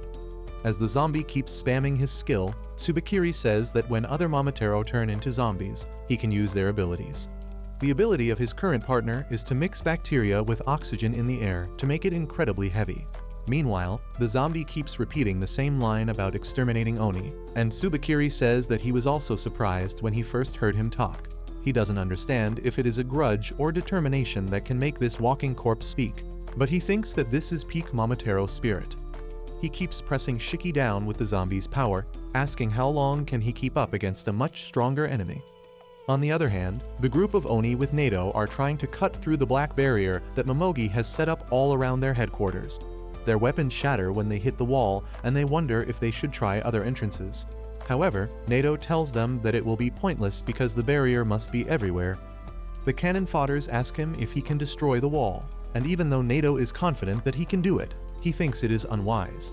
Currently, there are tourists on the temple above them, and if he destroys the wall with full force, their lives might be in danger. The Oni panic because they don't have authority to evacuate the tourists, and Nato starts thinking of a solution. Just then, the nerd Juji arrives there and tells Nato that he found enemy signals earlier and helped the injured people evacuate to safety. However, some of the support staff and most of the students are still inside. Nato realizes that they need to hurry to rescue everyone, but before that, they need to evacuate the tourists first. Just then, some Oni tell Nato that they found a weirdo outside the entrance, and it is just Homaire, who has finally returned to her senses. She keeps on mumbling how she should not even be present in a beautiful place like this, but Nato is glad to see her. Suddenly, Juji starts acting like a top-grade pervert because he has a thing for girls in school uniform. He tells Homaire that he would like to gift his V-card to her, and she is grossed out by this creep. Even Nato is shocked because he thought that Juji was the most normal guy in this year's batch of freaks. Anyway, he figures out that there is a way to use Homaire's abilities to evacuate the tourists and immediately takes her to the forest surrounding the temple. Nato then calls Juji, who is in the temple, and tells him that he will create a small earthquake and a landslide to get all the tourists to evacuate. Juji is shocked by this, but Nato assures him that it will be a small landslide and no one will get hurt. The Oni soldiers are already spread throughout the temple to assist people in evacuating, and Nato tells Juji to scan the area to confirm that everyone has left after the evacuation. With that, he turns his attention to Homaire and asks her to summon the female titan she summoned before because that is what is going to cause a landslide. She is afraid that she will go berserk, but Nato assures her that he will handle the situation. Despite his assurance, Homaire is too scared to use her powers and Nato gives up. He tells Juji that the landslide plan is cancelled and they need to find another way. He then tells Homaire that she is expelled because he doesn't need useless dead weights on his team. He begins skating away, but the nervous Homaire tells him that she is too afraid to use her power that she can't control. Nato replies that being scared is not a problem, but refusing to change is a big problem. He knows about the incident that Homaire caused in the past accidentally, but everyone in his class has a horrible past weighing them down. He tells Homaire that she needs to be the one who takes the first step towards change because no one can help her otherwise. She declares that she wants to change and suddenly bites her thumb, letting her blood gush out. The blood takes the form of the giant titan and starts attacking Nato, who dodges the attacks. The heavy hits from the female titan shake up the mountain and Homaire begins to panic. She apologizes for not being able to control her power, but Nato tells her it is fine because this is exactly what he wants right now. Because of the Titan's attacks, the ground starts shaking and huge chunks of the mountain begin sliding down.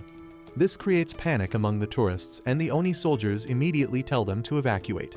Once everyone has run away, Juji confirms it using his radar skill, and Nato decides to stop playing around with the female Titan and knocks out Homaire to stop her rampage.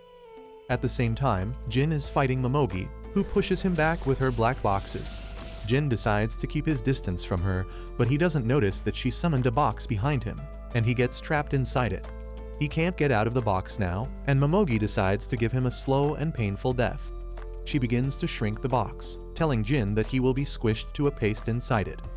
He tells her that he will break through with sheer force, but Momogi doesn't think that it is possible. As the box grows even smaller, she says that the brain starts panicking when someone is enclosed in a tight space, and people lose the ability to do anything. She thinks the same will happen to Jin as the box shrinks further, but then suddenly, she hears the sound of a blade hitting the wall. She thinks it is impossible for him to do that in such a closed space, but Jin has more surprises for her. Suddenly, the box cracks, and then it is blown away to pieces as Jin emerges with chainsaws protruding out of his back. He tells Momogi that once upon a time, he slept in the AC duct of an abandoned building. That place was cold, damp and foul-smelling, and compared to that her box was a Jet 2 holiday. Momogi is pissed at that and decides to finish him with her next attack. But just then, someone throws the severed head of a monster there. It turns out to be the delinquent named Ikari, who is pissed at the Momotaro for thinking that they could kill him with trash like this. Jin tells him to stay back because this is his fight, but Ikari is already determined to take down the Momotaro in front of them. However, as he sees Mommy Momoga's plot, he loses control of himself. He begins lecturing her about wearing decent clothes, but she doesn't really care what men think about her outfit. Ikari then drops his blood on the ground to activate its power, but Momogi decides to trap both the boys in her cage first. Unfortunately for her, Ikari is too fast and agile compared to her attack. He easily moves through her attack and lands a solid kick to her jaw that rattles her. Momogi is shocked because she couldn't predict the attack, but turns out that even Ikari couldn't predict what his power would do. His blood ability gives him a random power depending on how angry he is, and right now, he got a pair of magical red boots that increase his speed and agility. Ikari thinks that he should have been more angry to get a better weapon, but Momogi just thinks that he is a speed-type enemy and she is not good against those. At the same time, outside the barrier, Nato uses his special attack to destroy the barrier. The entire headquarters starts shaking as a result, and he realizes that the building will soon collapse. However, he believes that the lives of their friends trapped inside are much more valuable than the building, and they need to rescue them quickly. Everyone inside the building also feels the tremors and realizes they need to get out quickly. Meanwhile, Nato and his group reach the place where Momogi is fighting Jin and Ikari. Nato tells Momogi that she is trapped now, and after using her powers on a huge scale all this time, she should be out of stamina. He tells her to surrender because she can't run, but Momogi tells him that she is not planning to run anyway. She throws away her dress, wearing only a thin layer of the black bacteria as she declares that she will kill everyone here.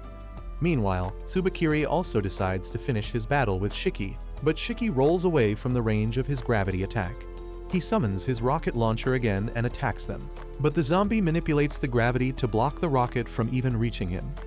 Tsubakiri then shows another skill of his zombie partner, compressing oxygen into a small sphere that becomes incredibly heavy thanks to his powers. He then shoots that gravity ball towards him, dealing terrible internal injuries to him. As Shiki groans in pain, Tsubakiri says that he can't believe that he is the son of Kishin, who was once hailed as the strongest Oni general in history. He is disappointed in Shiki, who doesn't even know if he should believe his story. Meanwhile, Mei also feels the tremors and gets scared as debris starts falling from the roof. However, she remembers how Shiki told her not to give in to despair. He had told her to cheer for him if she felt like she really wanted to live, and she decides to find courage by supporting him. At the same time, the Momotaro named Samadare, who killed Shiki's dad, reaches the headquarters of the Momotaro agency. His new vice captain Hina greets him and immediately starts glazing him because apparently he is a living legend among the Momotaro. However, Samadare doesn't want anything to do with the nerd, and he tells her that he works alone so he doesn't need her. Hina is hurt by his answer, but she shamelessly follows him anyway and begins asking about the headquarters and other stuff because she is from the countryside and this is her first time seeing a city. She suddenly asks about the children of Kishin, which is a topic for gossip among everyone at the agency, and Samadare finds that the only question worth answering. He tells her that a long time ago, the fearsome Oni named Kishin single-handedly brought the Momotaro agency to the brink of destruction. He knocked up a lot of women to spread his genes all over the world, so that more strong Oni could be born after him. Hina finds that odd because if Kishin really was Nick Cannon of the Oni, then there should be a lot of his kids and grandkids flooding the streets. Samedare tells her that only those Oni who have inherited Kishin's power are called children of Kishin, and there are not many of them. However, they are born at certain predictable times. Hina asks him what does he mean by that, and another Momotaro gives her the answer. He says that the children of Kishin pop out when the Momotaro side is heavily dominating the Oni. Hina is taken aback by the delinquent who just appeared in front of her out of nowhere, and he introduces himself as Shinya, the captain of the 21st unit. Hina feels nervous in front of Shinya because he seems really scary, but he is quite talkative as well. He tells her that the war between Momotaro and Oni has been going on for thousands of years, and it is actually because of Kishin and his descendants. When the Momotaro Agency was first formed and almost destroyed the Oni community, Kishin was born. Ever since then, whenever they are about to end all Oni, the children of Kishin awaken their power and prolong the war. Shinya keeps cursing the Oni while scoffing at Hina, and then asks her why is it a problem that the Oni can live among the humans now. She gives him the bookish answer that Momotaro are supposed to protect humans from Oni, and if the Oni hide among ordinary humans, innocent people might get caught in the crossfire. Shinya scolds her for being a nerd and says that they have got politicians on their side, who help them clean up the mess even if their identity is exposed or if humans get caught in the crossfire. But it is those nasty politicians that create trouble for them. He says that the politicians have started demanding them to make medicine out of Oni blood among other things, and that pisses him the most. He feels that if Oni didn't hide among the humans, they wouldn't have to deal with those bastards, but Hina asks him if it isn't a good thing that people in power are helping them out. Shinya scoffs at her again, telling her that the politicians are supporting them only so that they are the first ones to be protected if things go south. He mocks Hina for being so clueless about the real nature of the world and then turns to Samedare, telling him that it must be hard for him to get a stupid country bumpkin as his partner. That is not all he wants to say, and he gets up close and personal with Samedare, telling him that maybe he is way past his prime because he lost to Shiki, who is just a brat even though he is a child of Kishin.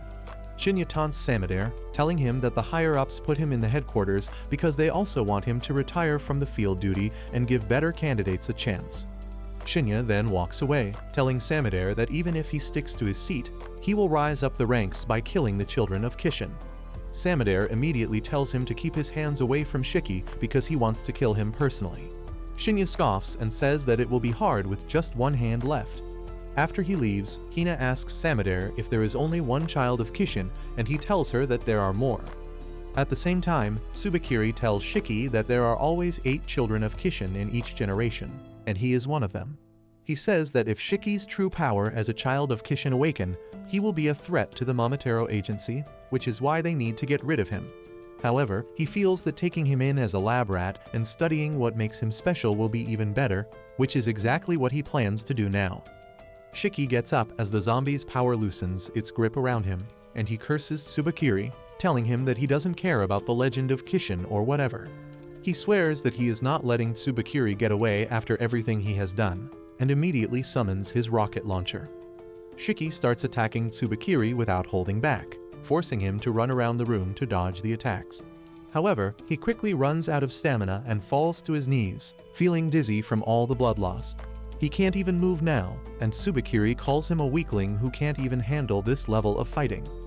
He notices that the building is starting to crumble down, so he orders his zombie partner to restrain Shiki and then notices that Mei is also hiding behind the wall. Tsubakiri says that maybe he will finish her off next, and Shiki is horrified as he sees Mei in danger. He asks her to run, but Mei comes out of hiding instead. She asks Tsubakiri if this is how he killed her parents, and he scoffs, saying that he doesn't even remember how he exterminated those pests. Mei asks him how could he kill her parents because they didn't do anything, but he just laughs at her, saying that Oni are insects and they can never have human families. Shiki once again tells Mei to run away, but as he hears her name for a second time, Tsubakiri actually remembers her parents. He tells her that they begged before him to spare her life, and they looked so pathetic that he decided to let her live. However, once he told them that he would kill her later anyway, they were mortified. Mei starts crying as she hears this, but Shiki yells at her that this is not the time to cry. He gets up, telling Mei that they will defeat these bastards first and then cry together later. Tsubakiri laughs on seeing that Shiki is crying and asks how can an Oni even cry. Shiki tells him that he can cry because he has a heart, and if Tsubakiri can't understand that, he is the true demon here. Tsubakiri gets pissed at this and uses the zombie to crush Shiki even further. He then decides to end Mei's life too, and the air around her gradually gets heavier. Shiki panics at this, realizing that he will fail to protect another person at this rate. He pushes his body to its limits, hoping to find some hidden stash of strength that can help him protect Mei.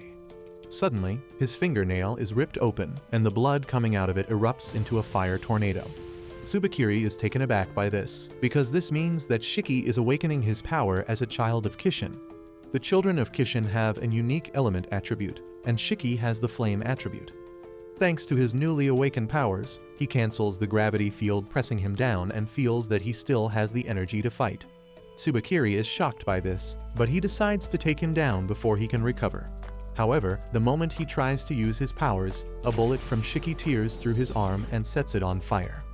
Tsubakiri panics, thinking that Shiki is really dangerous if he is still so powerful with just a little amount of blood.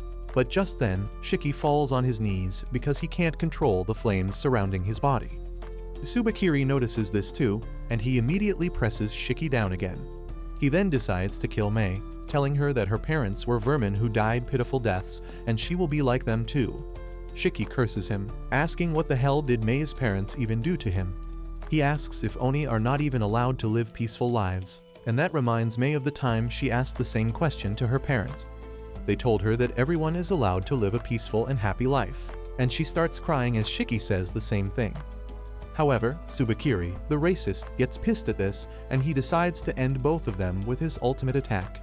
He creates a gravity vortex with the zombie's power, and Shiki creates his gun again to fight back.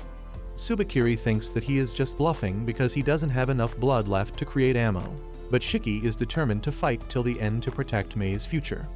Meanwhile, Mei thinks about her parents and how they told her to never give up on her future. She takes a deep breath and cheers on Shiki, and suddenly, the flames surrounding him erupt once again. He gets his power back, and Tsubakiri can't understand how that can happen. However, Shiki is happy that Mei kept her promise to him, and with his recharged power, he shoots a powerful shot at the gravity vortex, tearing it apart. Tsubakiri can just watch it happen, and then the explosion from Shiki's attack hits him head-on, dealing huge damage. As the severely injured Tsubakiri lies on the ground, he regrets underestimating Shiki. He can't believe that he lost to someone who recently awakened his powers, but he realizes that he is too injured to get out of this situation alive. He crawls forward towards his zombie partner Manaka, recalling how they first met. A few years ago, Tsubakiri was just a researcher in the Momotaro agency, and he had no interest in joining the combat forces. He was satisfied with his job of experimenting on the Oni they captured and spent most of his time in his lab. But then one day, Manaka came to recruit him into his team. Tsubakiri immediately hated Manaka's habit of meddling into the lives of others, and he refused his offer.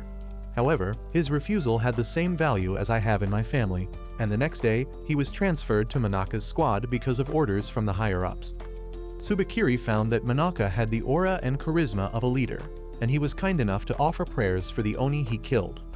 Tsubakiri could never understand any of that, because after his parents were killed by an Oni, he slowly lost his emotions. He didn't care that much about his parents anyway, because they were always busy with the agency's work and never gave any time to him. One day, he shared his story with Manaka, who immediately took him to his place and introduced him to his wife and daughter. After that day, Manaka often invited him to have dinner with his family, and slowly Tsubakiri started feeling the warmth of human emotions again. However, he was still confused about why Manaka would keep a family when they could be a liability to him and his job. Manaka told him that his family gave him the motivation to do his best and return home alive, but soon that would become the cause of his death. One day, Manaka and his team raided an apartment after receiving reports about an Oni, and they found a kid there. Manaka saw his daughter in the boy and couldn't attack him, giving him the chance to flee. However, once the Oni boy reached the streets, he went berserk and killed everyone he saw. Unfortunately, Manaka's wife and daughter were out shopping at the same time, and the berserk Oni attacked them too. Manaka rushed to save them, but he was too late. His wife and daughter lost their lives, and he also suffered fatal injuries while fighting the Oni. In his last moments, Manaka regretted showing compassion to the enemies, and declared that all Oni must be ruthlessly eliminated on spot. He asked Tsubakiri to use his corpse so that he could keep fighting the Oni even after his death. Tsubakiri accepted his request, and by controlling Manaka's corpse, He soon rose to the rank of a squad captain. Even now, he has not given up, and he swears that he will keep fighting with Manaka by his side until they exterminate all Oni. He tries to crawl towards him, but then suddenly, Manaka's body catches fire and Tsubakiri falls unconscious after losing all hope. On the other hand, Shiki can't believe that he won the fight. As he stares at the ceiling dumbfounded, Mei approaches him and suddenly a huge rock falls from the ceiling, falling right next to her. The sound of the rock falling snaps Shiki back to his senses, and he tells Mei that they need to get out of this place immediately. However, he doesn't have any energy left, and he collapses on the floor, bleeding out profusely.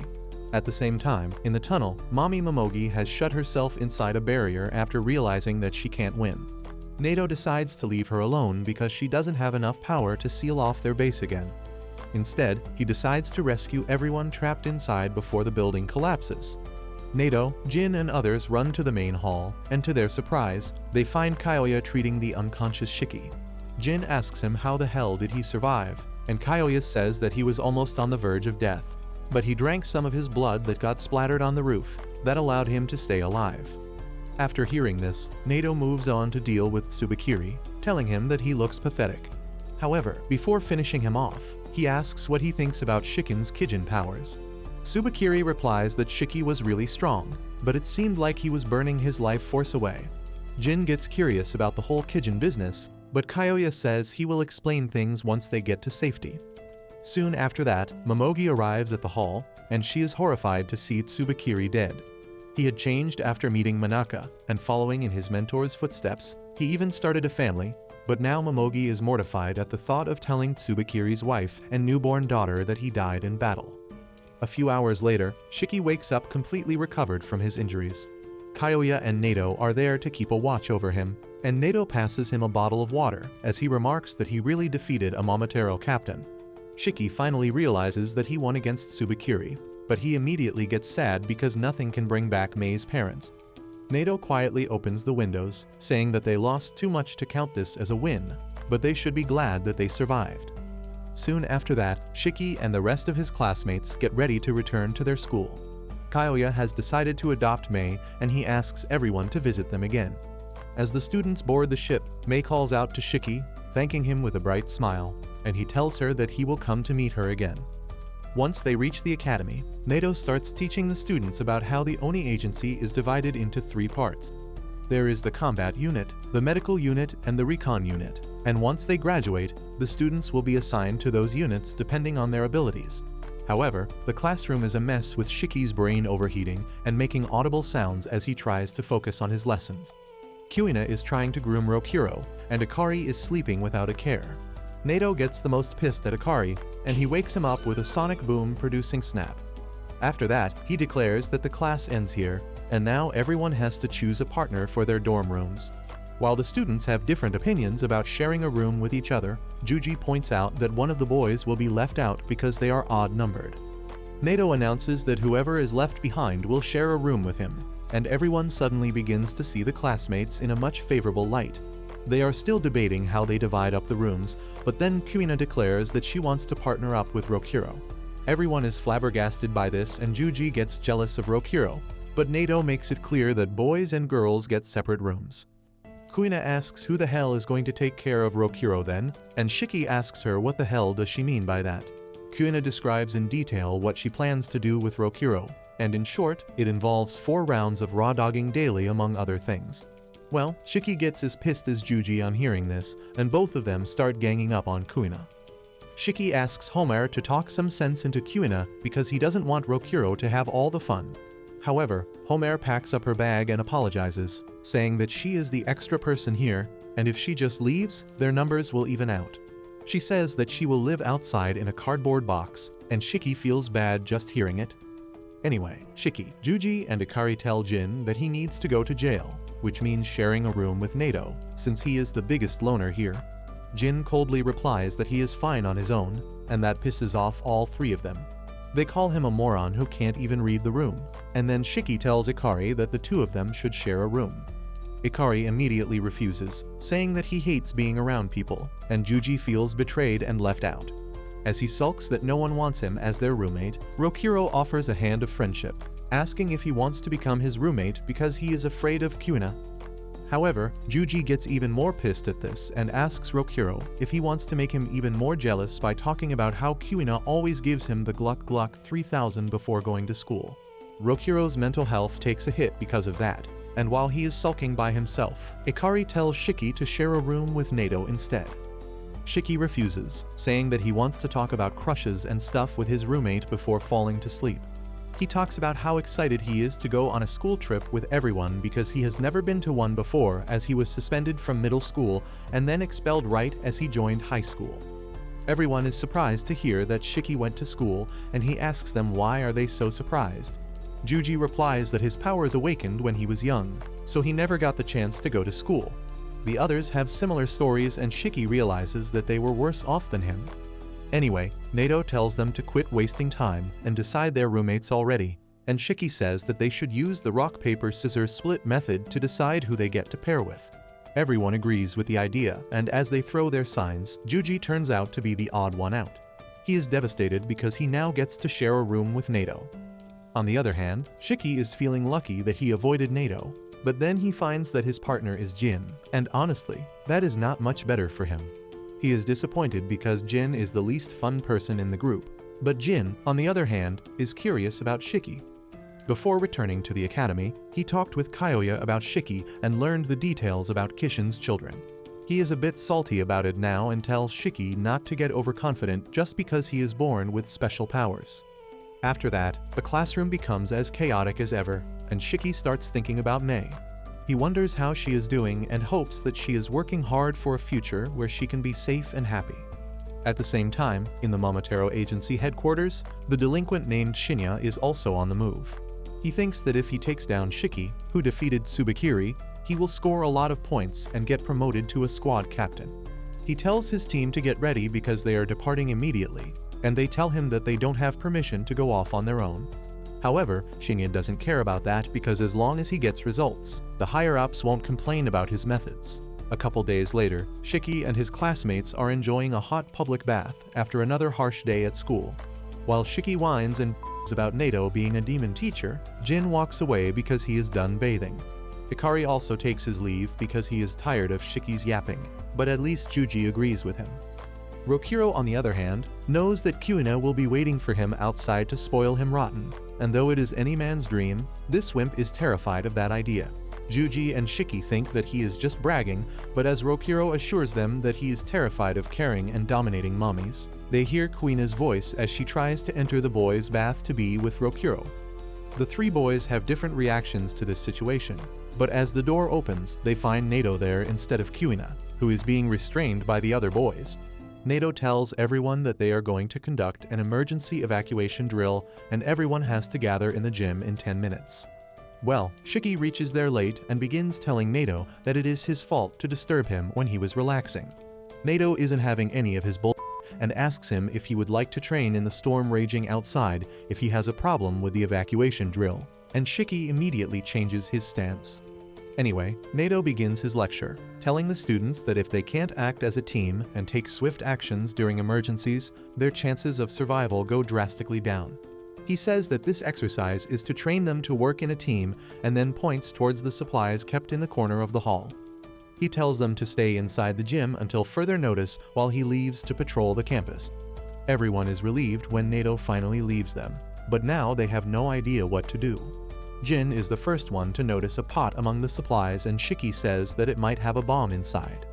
He points his finger gun at it, saying that the best way to dispose of a bomb is to shoot it from a distance. But Ikari and Homer tell him to stop because even a monkey can tell that the pot has their dinner. Shiki laughs, telling them that he was just joking, but Ikari gets mad at him and calls him an idiot sandwich. Shiki gets into an argument with him, but that ends pretty quickly as Homer begins to apologize for offending him. Anyway, while they fight, Kuina decides to get some food for her dear Rokuro, and she finds that it is their staple curry and rice. As everyone sits down to eat, Shiki starts acting fussy and asks if anyone wants his bean sprouts because he hates any food that looks green.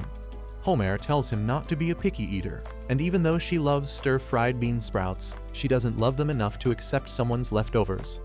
Just then, Shiki notices Ikari near the pot because he finished his first serving. and he immediately swallows all his food in 3 gulps before rushing to get a second serving. Jin watches them from a distance, and even though he wants to rush to get another serving as well, he can't eat fast because he finds it hard to tolerate spices. He doesn't want anyone to think that he is a wimp, so he just eats at a slow pace. On the other hand, Kuina asks Rokuro if he wants another serving as well, and he replies that he is full, and if he eats too much, he gets nauseous. He is low-key jealous of the morons who can eat all they want, but he is also glad that they have got pudding along with the curry. He tells Kuina how much he loves pudding, but this retard gets jealous at this and asks him if he loves pudding more than he loves her. Rokuro doesn't even know what to say as Kuina starts shaking him, but then she decides to make pudding for him later, and he thanks her for that. This suddenly changes Kuina's mood, and she tells Rokuro that he can have her pudding too. Anyway, once everyone is done eating their dinner and dessert, Homer finds that 1 pack of pudding is left. She asks if anyone missed theirs, but everyone has had their share of pudding. She then asks if anyone wants the extra pack, and Jin decides to stop acting tough and raises his hand. However, Shiki swipes off the pudding from Homer's hand instantly.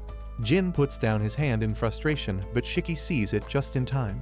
He tells Jin to stop hesitating if he is hungry and offers him the final plate of curry he was saving for later, but his genuine gesture only pisses off Jin.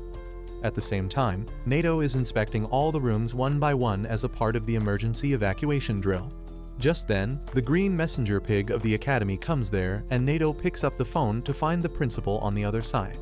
The principal tells him that he doesn't need to stick to the rules of the emergency drill, because they both know that there is no real danger on the campus.